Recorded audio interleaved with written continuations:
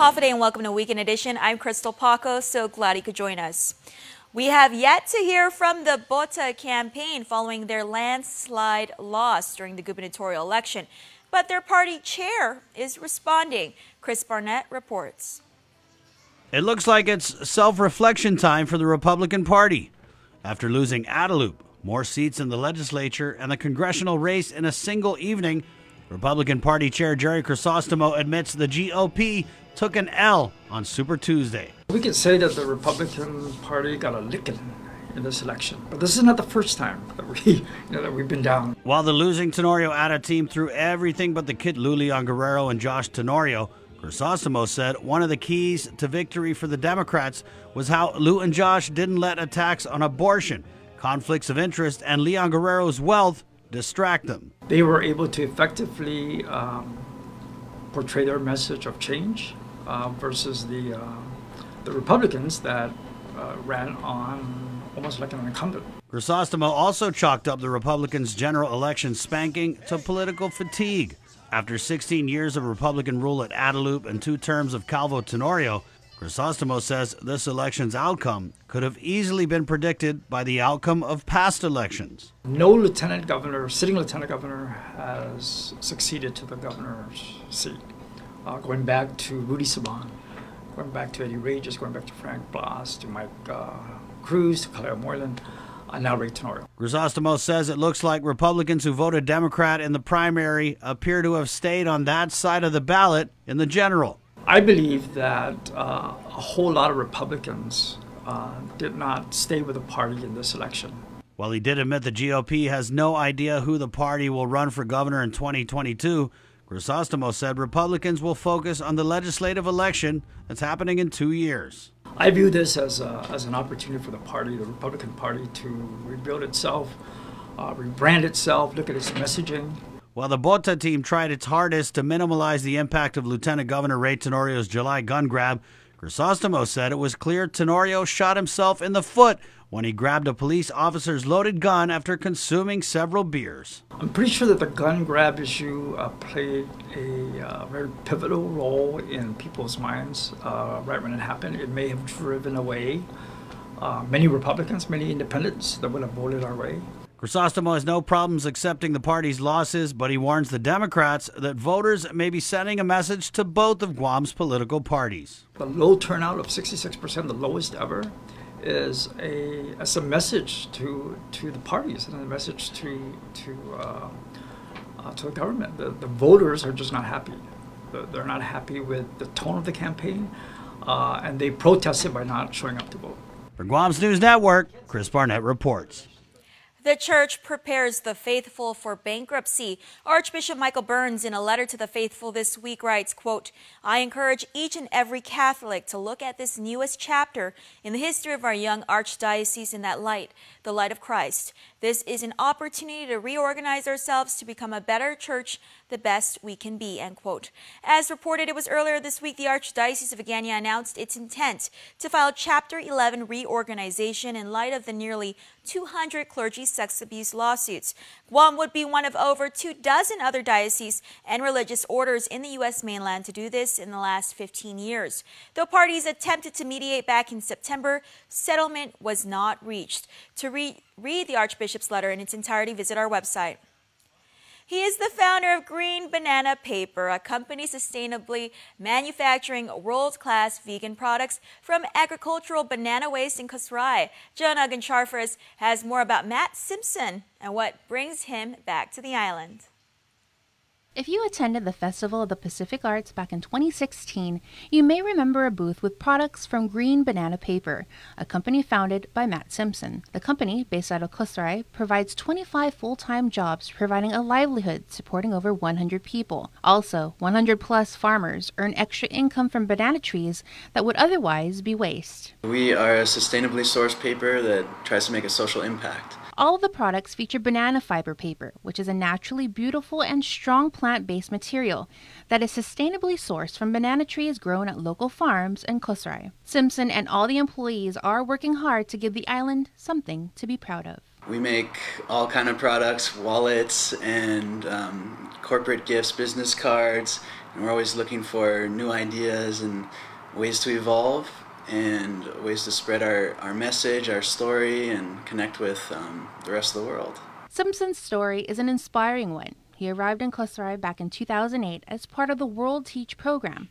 after leaving chilly New England for a more tropical lifestyle. He would teach at the only high school in Kosrae for 4 years and would soon realize that there were few business and job opportunities on island. So our primary goal is to create jobs sustainably and work with the community to generate new revenue from outside economies, bring it into the small islands. And with the business in its 5th year, Green Banana Paper shows no signs of stopping. We've got some products at Bonita Baby right now, and we ship a lot to Guam. Guam has really been our #1 supporter. Next to Hawaii, it's been wonderful to connect and receive that support, from an island that really gets it. Matt was here as part of the University of Guam and Bank of Hawaii's Center for Entrepreneurship and Innovation Entrepreneur Series entitled From Waste to Wealth. We hope to work closely, and this is an exciting opportunity for Green Banana Paper to talk to all these young people interested in sustainability and entrepreneurship. To find out more, you can check out www.greenbananapaper.com. Reporting for Guam's News Network, I'm Jonah Goncharfris. They join the ranks of the coconut rhinoceros beetle and the brown tree snake. The greater banded hornet is one of the newer invasive species to wreak havoc on Guam's ecosystem. Hornets were first spotted on Guam in 2016 from Asia, but it's not sure exactly when they arrived. Hornets can wipe out an entire colony of bees in a matter of days, which is a major threat to beekeepers around the island. According to a release from UOG, they're sending a team to Vancouver, Canada, to the Entomological Society of America this week. That team consists of entomologist Dr. Ross Miller and Dr. Aubrey Moore, as well as UOG graduate student and president of the Guam Beekeepers Association, Chris Rosario, to present on the threat to Guam as well as connect with specialists who can offer assistance. Legal excellence here at home. The Guam Bar Association, the Judiciary of Guam, and the District Court of Guam received the 2018 Law Day Outstanding Activity Award for Best Public Program. The award comes from the American Bar Association's Division for Public Education. Every year, the local court sponsors several events to get the community involved and exposed to the rule of law and the importance of the rule of law. Events include a proc signing, mock trial, plays performed by elementary and middle school students, the Race Judicata 5K, and a law fair. Congratulations. Stay tuned, more when Weekend Edition returns. There are more ways to experience Guam via KUAM News, giving you what you want, when you want, and how you want it. From smart devices, Alexa, what's in the news? Here's your flash briefing. Over the web, on mobile, on streaming platforms, with immersive, interactive formats, and via social media where it's more than just content, it's conversation. More ways to keep you informed and entertained whenever you want it, wherever you are, on whatever device you're using. We value relationships because when we commit, I love you guys until you're 80, until you're 90, until you're 100, forever. We are in it for the long run, so you can enjoy the moments that matter. Because when we commit to relationships, we never stop caring. Calvo's Select Care, health care that is always there for you. Everyone saves money on Black Friday, but at Cars Plus and Mighty, you can save all month long during our Black Friday sales event. Right now, save up to $10,500 on a new Ram 1500, or save up to $6,000 on a new Chrysler 300. How about a new Chrysler Pacifica? Save up to $4,000. Buy today and receive a Cars Plus value card, where you'll get 21 cents off per gallon at all Shell stations. Get great deals all month during Cars Plus Black Friday sales event. Cars Plus, driven by you.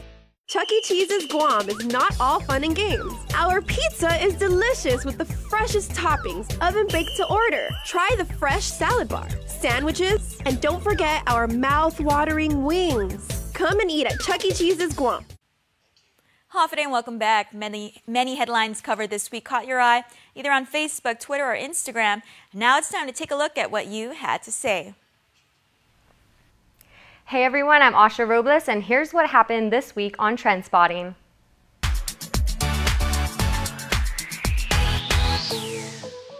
A mistrial has been declared in the case involving former Guam police colonel Mark Charfaris. Defense counsel filed the motion on Wednesday after GPD officer Craig Calvo testified that he had reason to believe the ex-colonel was affiliated with the Agate Bloodtown gang. However, prosecutor Peter Santos told the court it's not illegal in Guam to be in a gang and argued against the motion for mistrial. Defense questioned why the gang issue was ever brought in the first place. The prosecution advised the court that jurors should be given specific instructions regarding what Officer Calvo stated on the stand about Charfaris. Charfaris was on trial for misdemeanor obstructing governmental functions and official misconduct charges. The allegations surfaced after he was seen on police body camera video yelling at junior officers responding to a call of fireworks in Agate back in 2016. Charfaris and his attorney declined to comment following the court's decision. The prosecution said it respected the court's decision and will be reviewing its next step. The mistrial, however, does not mean the charges against Charfaris have been thrown out. Here's what some had to say. Ricky Lake says, "Sure, it appears it was all planned. Both parties chose the gang route to set up a mistrial. The prosecution made all the necessary moves to get a mistrial. It's so obvious." Ashley Jane questioned, "Since when does the prosecutor shake hands with the defendant or defense attorney?" History has been made. Guam elected its first female governor, Lou Leon Guerrero. The Election Commission must still certify the results, but the unofficial final tally shows about a 66% turnout, and Leon Guerrero and running mate Josh Tenorio are our new governor and lieutenant governor-elect. Another one for the record books in the senatorial race. The final tally? A win for Democrats and women, who swept the majority of the seats. The women majority joined a national trend after the U.S. mainland midterm election, as female candidates have made waves in the polls. Here's how some responded online. Brian says, "Nice, Guam went blue, and for the first time, a woman is the governor." Another viewer responds, "Congratulations, I'm so proud." So, who run the world? In Guam's 2018 general election, women. Archbishop Michael Burns addressed the media on Wednesday during a press conference announcing the Archdiocese of Agana's decision to file Chapter 11 bankruptcy. The decision to file bankruptcy followed September efforts to mediate. Of the 180-plus clergy sexual abuse lawsuits, only 2 cases were settled, their settlement amounts not disclosed. The Archdiocese believes that bankruptcy is the best answer to fulfill the needs of the victims as well as the church itself. In a press release from attorney Anthony Perez, who represents a group of plaintiffs who filed suits, the announcement is welcome news. He adds, quote, "Just because the Archdiocese is filing for bankruptcy does not mean it will go out of business," end quote. This news sparked conversation online. Roland Blas says, "If only our church leaders followed the 10 commandments, then money and trust will flourish." Sevi says, "Don't pay taxes but bankrupt, LOL." And Marcus says, "Bold move and pretty slick if you ask me to file bankruptcy, a tactic that will eventually upend potential payments towards those that have been victimized. It is also a slap in the face to those victims that Rome will not finance and support them. Mind you now that the Kingdom of Catholicism are the biggest realtors in the world and hold other financial interests worldwide. Ponder on that for a moment."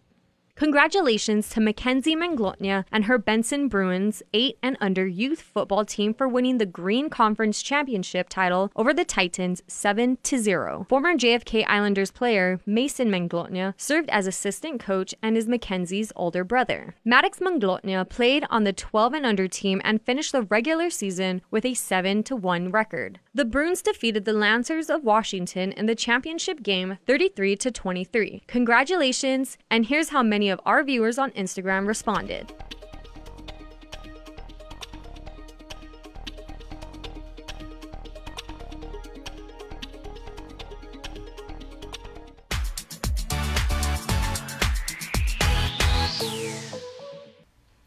That's it for now. We'll see you guys next week. Crime Stoppers is next with Jason Salas.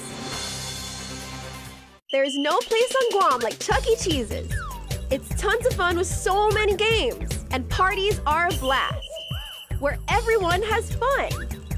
Come and party at Chuck E. Cheese's Guam. Call and book your party today.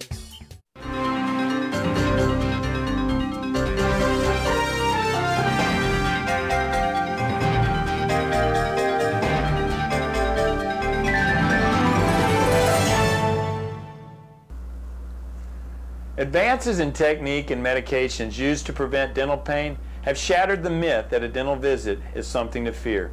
Even the dreaded root canal or wisdom tooth extraction.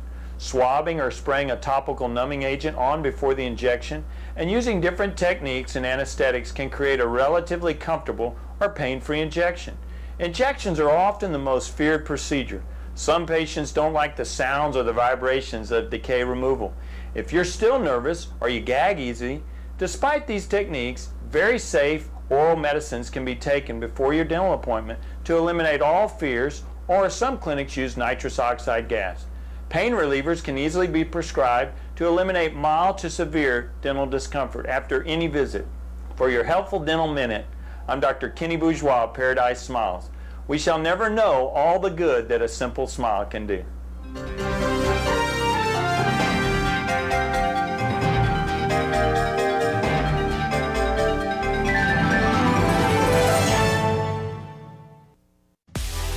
Want to connect with what's going on at home? Check out the KUAM Podcast Network. From entertainment, culture, news, food, current events, and interesting people, listen to us anytime and anywhere. Look for our feed and subscribe in your favorite podcast service, including iTunes, Apple Podcasts, and SoundCloud. So subscribe and be constantly connected to the KUAM Podcast Network today.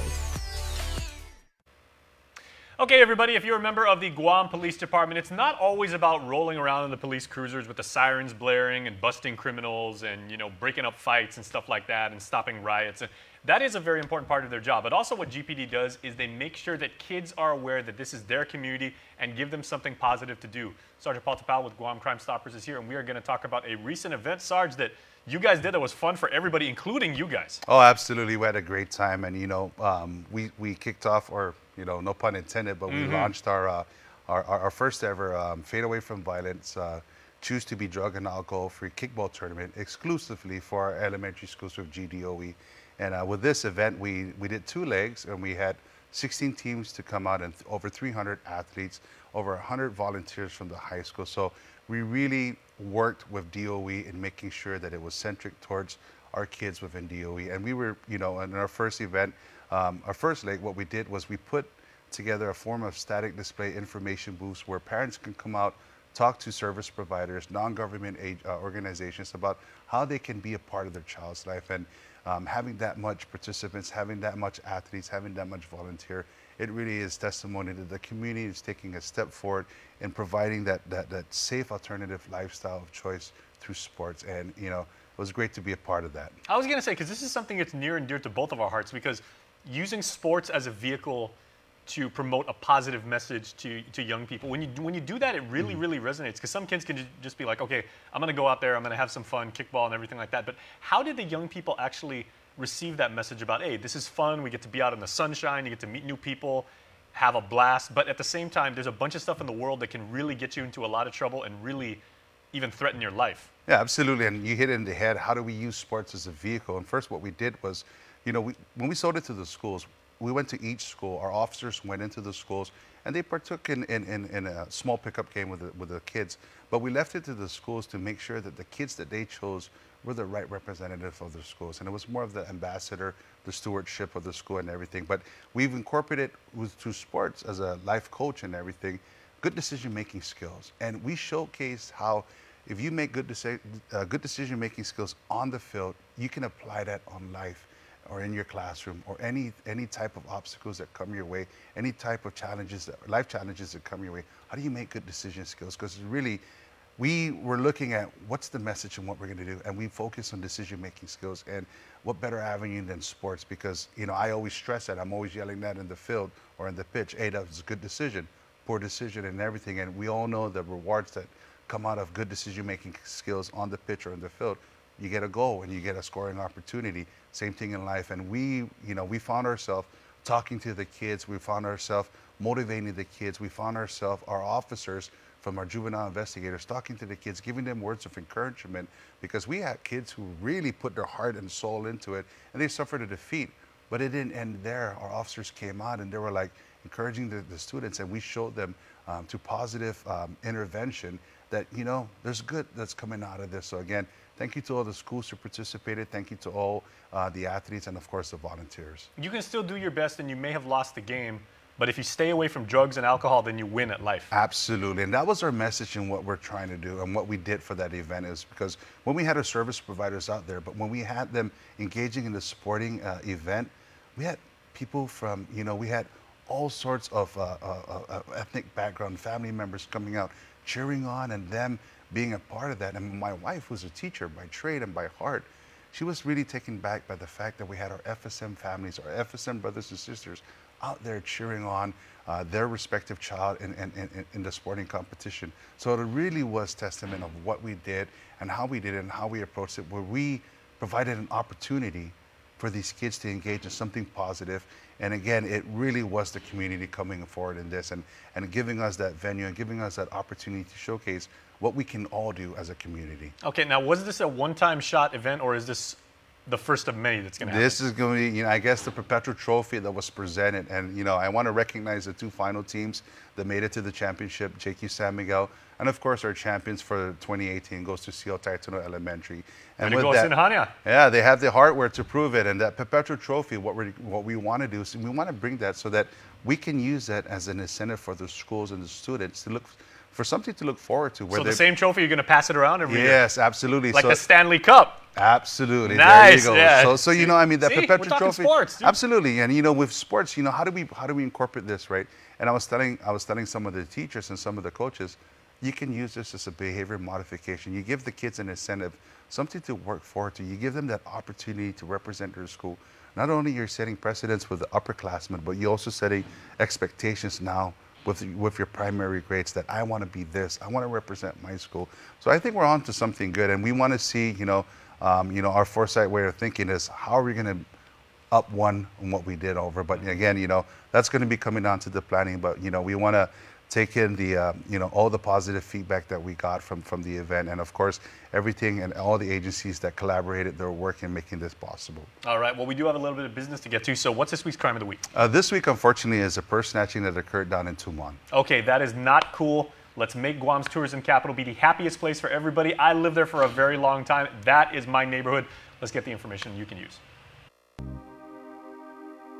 On Wednesday, October 17, at around 11 o'clock in the morning, officers from the Tumon Precinct Command entertained a robbery complaint that occurred on Fijita Road in Tumon. According to the police report, the victim, a female tourist, was walking on the roadway of Fijita Road by the Tumon Trade Center when a vehicle, later described as a silver Toyota Corolla, drove beside the victim as the driver of the car reached out and pulled the purse from the victim's shoulder. The vehicle was seen by witnesses exiting Fijita Road and proceeded to travel west on Route 14 Challenge Salvatores in Tumon. The victim only described the suspect being bald and having a dark complexion. Now, the Guam Police Department and the Guam Crime Stoppers is asking the help from the community relative to this case. If anyone has any information about this crime or any other crime, you can call our 24-hour hotline at 477-HELP, that's 4357, or submit a tip online at guam.crimestoppersweb.com. All calls will remain completely confidential, and a cash reward of up to $1,000 could be paid if the information provided leads to an arrest and a grand jury indictment. Your call does make a difference. Okay, so if people want more information about the kickball of it, it's a super long name. You can say it again, because I can't even remember that many words. That's why I have the teleprompter. But how can people get more information about that if they'd like to even volunteer next time or help out? Get involved with the school. You know, again, we've established a partnership with DOE, and you know, the beautiful thing about it was that we network with the high school kids, and we want to incorporate now our middle school kids. How do you help out? Be that peer mentor group that's going to help support our elementary kids to make good decision making. So get involved with DOE. You know, we're going to continue to work with DOE with more programs. You know, again, everything is geared towards sports. But again, this event wouldn't have been possible without the partnership with the Department of Education, Department of Parks and Recreation, our partners with Micronesian Resources, the Sinahanya Mayor's Office, Barragatan Mayor's Office, and of course the Dedalum Mayor's Office, and our special donors who made this happen. You know, I know there's a lot to mention, and I apologize if I don't mention everybody, but you know, LMS, Bob Salas, you know, always telling me pay it forward. You know, EMI and everything, and of course Quick Space for being our trophy providers and helping us with our logistics. So thank you to the community. Thank you to the Tizen High JRTC program, GW's JRTC program, and of course the Department of Correction for making sure that the fields that they played on were immaculate. And It was beautiful. I mean, you had to come out and see it and everything. Well, we can't wait for part 2. I'm excited. You know, the planning, you know, we're in the planning stage. So be looking out for that. You know, part 2 is going to come up shortly. So, you know, keep in tabs with your school and, of course, with the Department of Education. All right. Outstanding. Sarge, we thank you so much. Thanks for having me again. All right. Thank you for watching. We are back right after this. Everyone saves money on Black Friday, but at Cars Plus in Mighty, you can save all month long during our Black Friday sales event. Right now, save up to $10,500 on a new Ram 1500, or save up to $6,000 on a new Chrysler 300.